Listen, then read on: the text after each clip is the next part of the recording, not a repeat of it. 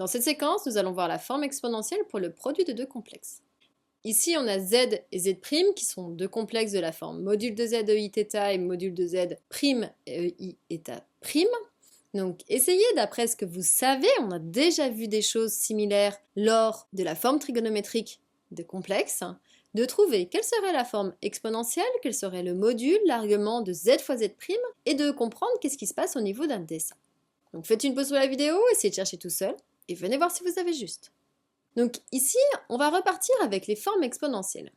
On veut faire z fois z', donc c'est-à-dire, je vais recopier le premier ça va être module de z EI θ fois module de z' EI θ'.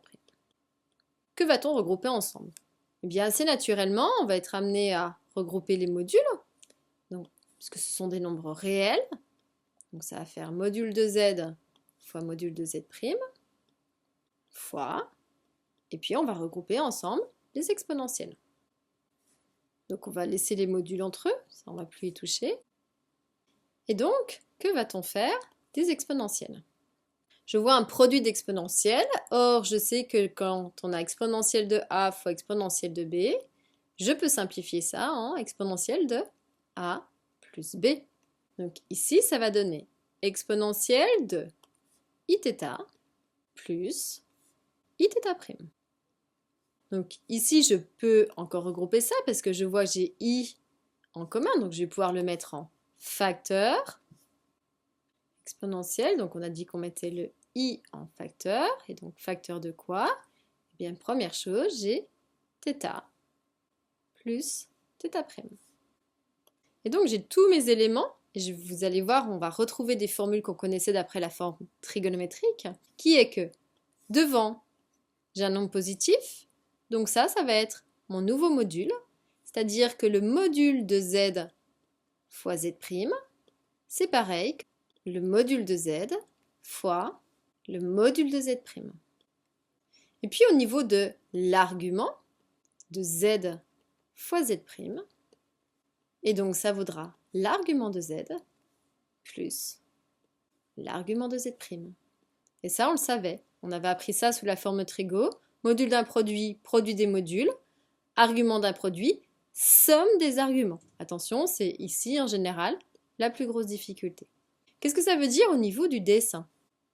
Donc ça veut dire que si j'ai z, par exemple, qui est ici, c'est-à-dire une longueur avec un argument qui s'appelle θ, et qu'on a z' qui est ici, avec son module et son argument θ' qui est ici. Eh bien, pour trouver le produit, où il va être situé, il va falloir multiplier la longueur verte avec la longueur bleue, et puis, pour trouver l'argument, il va falloir faire la somme de θ et θ'. Donc ça veut dire qu'au final, θ plus θ', ça va faire un angle qui va être quelque part par ici, ça c'est la somme. Et puis il va falloir faire le produit, l'élément vert fois la longueur bleue, qui va donner peut-être quelque chose d'approximativement, quelque part par là-haut, c'est-à-dire quelque chose de très grand.